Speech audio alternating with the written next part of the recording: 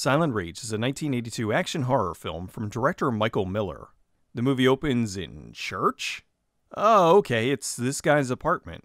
This certainly looks like the room of a completely stable individual. Is there some rule where if you're crazy, you have to tape newspaper clippings to your wall? Crazy guy gets a message that someone is on the phone. And Battlestar Galactica's budget really dropped this season. The guy goes down to get the phone. Doc, I need help. I'm losing it. My voice! I'm losing it! Doc, I don't feel so good. I think I have the flu. I won't be into work today. This is John Kirby. He's insane. And no, not the fun kind of insane. He's renting a room from this lady who doesn't seem to notice. You don't have to be rude! That's not how you chop wood. You hear me? Stop that fight! You're getting those chickens all upset! Now come back to the house! Won't someone please think of the chickens? John's finally had enough of his landlord's yelling and decides to ask her a question. Boo!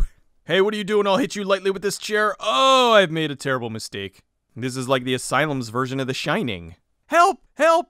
If only I could somehow get outside and away from this guy with an axe. John gets in the room and puts an end to all that yelling. This is for waking me up before noon! The police show up and it's Officer Chuck Norris. He's so bad he blocks out the sun. This is Sheriff Dan Stevens. He decides to go into the house himself instead of requesting backup. He wanders around the house checking out the closet space. I like the layout and there's lots of room to expand. The owners were just murdered, so I should be able to pick this place up cheap. Gah! Ironing board! If this movie was made today, Norris would have karate chopped it in half. Stevens finds the body of the old guy and finally decides to take out his gun. Lousy trigger discipline there, Sheriff. He goes into the room and, oh no! The sheriff drops his gun for some reason and the two wrestle it out. Kirby escapes out the window and Stevens is right behind him. Now let me introduce you to the sheriff's partner, Officer Derp! Freeze!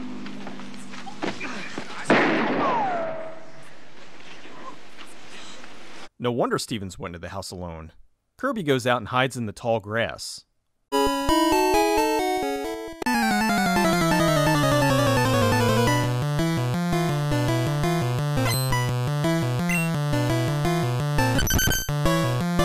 The two wrestled out until the sheriff knocks him out.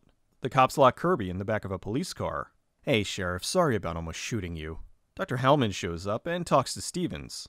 Just then, Kirby goes Super Kirby and breaks out of the police car. He takes a shotgun and the cops unload on him. Dr. Hellman then has a slow-mo freakout. They rush him to the local hospital where he somehow is still alive. Meanwhile, the sheriff is standing around looking sexy. The doctor tells Stevens he's okay and explains some very important info about the plot. Yes, well, it's not only a hospital, you know. We do research in molecular medicine, such as genetic engineering, things like that. Back in the ER, This guy's body is fantastic.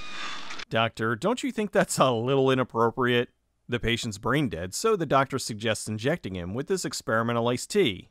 Dr. Hellman objects because this serum has never been used on a human before. They do it anyway. Dr. Hellman's sister Allison recognizes the sheriff by his butt cheeks. I think she's upset. Dr. Hellman tells Stevens that Kirby died. Dr. Phil injects Kirby with more juice and he comes back from the dead. Stevens asks Allison to give him a lift home. She proceeds to tell him that she's strong and independent and doesn't need him anymore. There's no way you're going to break my heart again, you understand? So don't even try talking me into going to bed with you again for old time's sake, because you don't have a snowball's chance in hell. So you know what that means.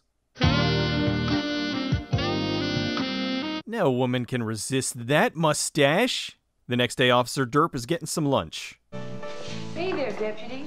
I'm sorry, Deputy Derp. What is on her boobs?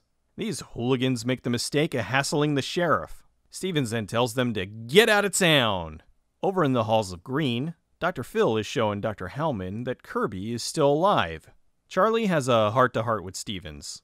Yeah, that's his real name. Tell you the truth, Sheriff, I'm not so sure I'm in the right line of work. He seems like a character that would have a better chance of survival with Mahoney's team. The doctors show Hellman that Kirby now has amazing regenerative powers. Great, you just made Wolverine.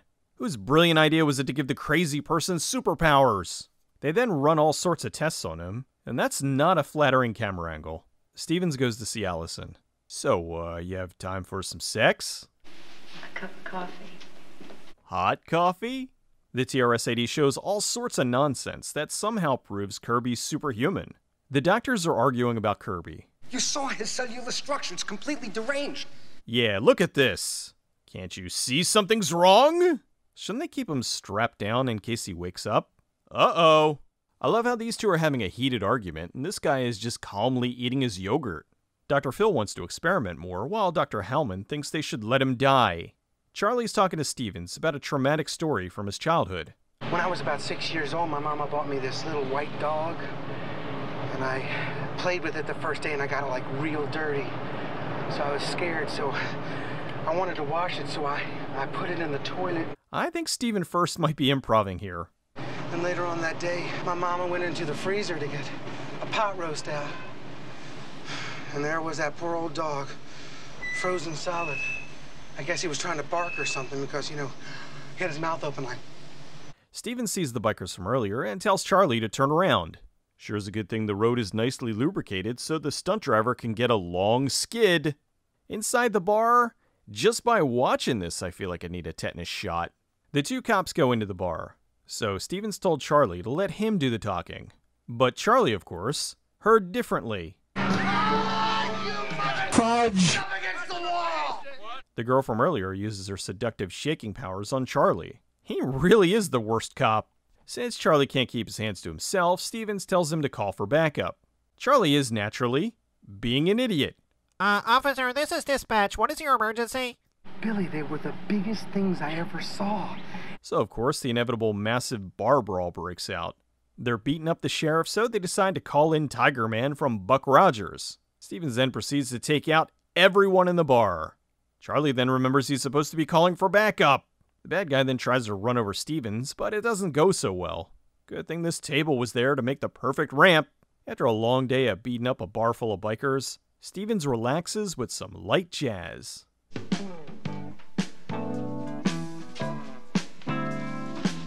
Allison drops by to tell Stevens she wants to get back together.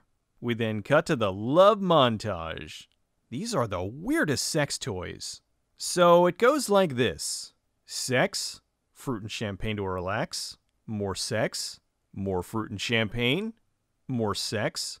So, you ready for round 15? So beautiful here. Who said that? The two decide this place isn't remote enough, so they agree to spend the weekend at Stevens' cabin in the woods. Allison goes home to get her stuff, while Stevens goes to the store for more fruit and champagne. Dr. Hellman goes home to see his wife painting a giant piece of cheese. They take a break from the plot to discuss Nancy's cinnamon cake. I'll make my famous cinnamon cake. Honey, don't make your famous cinnamon cake. Why don't you buy one? Why not? People love my cinnamon cake. Nancy, people love you. That's why they tell you they love your cinnamon cake. You're serious? Yes, I'm serious. Can we stop talking about cake? Enough about the cake! Uh-oh, looks like Kirby's escaped. While Hellman's waiting for his wife to return with pizza, he gets some cold cuts. Why is he using a machete to cut this? Yeah, that won't be plunged into him in a minute. Yep, saw that coming a mile away. Kirby tries to kill him, but Hellman gets away. Hellman gets his gun and shoots him, except he seems to have forgotten about Kirby's super duper ultra mega healing abilities. He's one tough cream puff. So Kirby attacks again and gets shot again. Double tap. Put one right to the temple. I don't think he'd be able to walk away from that one. Naturally, Kirby's not dead. Oh, Dr. Hellman, you deserve this. Just then, his wife comes home. Nancy goes looking for him, and she finds him. Then Kirby finds her, so she runs and hides. Nancy thinks it's safe to come out, but surprise! Allison goes home and is apparently living with her brother and his wife. Hair gel, KY, flavored baby oil. Okay, I'm all ready for the weekend. Allison then stumbles onto the bodies. Seems Kirby's been taking a page out of the Voorhees handbook. She runs outside and into the arms of Stevens. Well, there goes my weekend. Thanks a lot, jerk. The doctors are looking for Kirby when he comes back. What if he killed somebody? Don't be ridiculous. Nah, he's only covered in blood and bullet holes. He was just out for a relaxing jog. Charlie takes Allison to the hospital. The sheriff tells Dr. Phil that Hellman was murdered. I'm starting to think that maybe Kirby did this. The doctors are discussing what to do with Kirby. Perhaps the first thing you should do is strap him to the table. Dr. Phil goes to get something, and Dr. Vaughn decides to kill Kirby. He gets a nice dose of sulfuric acid. I thought acid would melt through plastic, so I looked it up, and I was wrong. You learn something new every day. He injects him with the acid, which kills him. Or does it? Of course it doesn't. There's like a half hour left. The doctor's walking through the tunnels. Sean, is that you? I got a better idea. Run! Kirby then kills Vaughn. Stevens leaves Charlie to guard Allison while she sleeps. I wouldn't trust him to guard, well, anything. I wonder if there's snacks in the biohazard fridge. Wait, why do they have hazardous material in the staff lounge? Unless the magnet's a joke? Oh, those wacky doctors. Dr. Phil finds Vaughn. Charlie seems to have skipped the day in training when you learn the gun is not a toy. Now with Vaughn dead, Dr. Phil has a nice stiff drink. Kirby shows up and kills him. Hi, I brought me some cookies. Charlie hears the commotion and tries to get Allison out of the hospital. They run into Kirby, who hugs him to death. Allison runs away. Stevens gets a call and heads back to the hospital.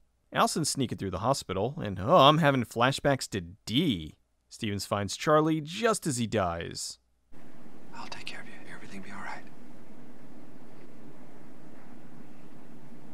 right. Goodbye, Deputy Derp. He's got his hat. It's on now.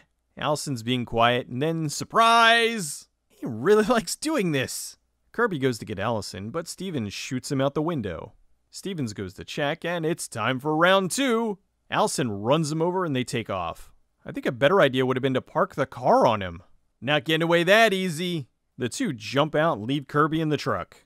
Uh-oh, I never learned to drive. He's on fire and jumps into the conveniently located lake. Still not dead. So it's time for the showdown. Skill versus brute force. Stevens slow-mo kicks him a few times and drags him into a well. He then chucks him in. Allison then asks the all-important question. Dan, is it over? Yeah, it's over. No, it's not over. He's still alive just at the bottom of the well. See? The movie was shot mostly in Dallas, Texas, with some of the hospital scenes at the Wadley Institute of Molecular Medicine. It was the mid-1970s, and director Michael Miller had just done 2 exploitation films for Roger Corman, Street Girls, and Jackson County Jail. He met with Paul Lewis, an executive producer at Columbia, who had the script for Silent Rage. This script was written specifically with Chuck Norris in mind. He accepted the role because it was a major studio picture. Up to this point, he had been doing films for smaller studios, and this would be a big step up to work for Columbia. At the time, kung fu and slasher films were very popular, so it seemed only natural to think this was a blending of the two. The director disagreed. He wasn't familiar with slashers, and didn't particularly like horror. When he read the script, he envisioned it more like Frankenstein versus Chuck Norris. You have the mad scientists, and the lumbering monster that kills with brute force. Brian Libby was hired to play John Kirby. He had just worked with Norris in his film The Octagon. Kirby was a stuntman, and a friend of Chuck's brother Aaron, who was an associate producer for Silent Rage. He's since gone on to have a long career in TV shows like Werewolf, and movies like Dreamscape. He's also been in every movie Frank Durabont's ever directed. Stephen first played Charlie. The director cast him because he was not the type of character you would normally see partnered with Chuck Norris. He was also a fan of his ever since he saw him in Animal House. He was brought in, not surprisingly, to be the comedic relief. Miller liked him so much he worked with him again in Class Reunion. I was kind of right about the story Charlie was telling Stevens. First was talking to the director and told him about the story he wanted to use in another movie. He liked it because it was so dark. Chuck Norris was on the rise when he made the film, and just a few years later in 1984, his popularity exploded with the film Missing in Action. He signed a multiple picture deal with Cannon, and did numerous films like Missing in Action 2, 3, Invasion USA, and Delta Force. While he was great to work with on Silent Rage, the director felt he wasn't happy with the film. The horror elements and love scenes were not something he was completely happy with, so he didn't have any in his future films. Although The Hear and the Terror had some horror aspects, but not nearly as much as Silent Rage. The movie opened on April 2nd, 1982 in 4th place, and went on to gross over $10 million. The director left it on a cliffhanger, hoping to do a sequel, but it never happened. Columbia was happy with how much it made, but didn't want to make another. It's also possible Norris would have declined anyway. Silent Rage is a fun karate horror film. It's interesting to see Chuck Norris fighting this guy who can just take whatever he throws at him. It also opens with a really cool tracking shot that goes on for about 3 or 4 minutes. It still has plenty of goofy moments, and even Riff Tracks covered it a few years ago. Chuck Norris is entertaining as always, Tony Kalem is good as the love interest, and Ron Silver is also good as the doctor who only wants to help, but is brutally murdered. The movie was remade in 2009 as Indestructible. I can't speak for its quality because I haven't seen it. Silent Rage, a fairly serious film that becomes a genuinely funny production. I think the concept for this film is sound, so it makes me wonder if this could ever be done effectively. There's an unstoppable killing machine with regenerating health, and only one man can stop him.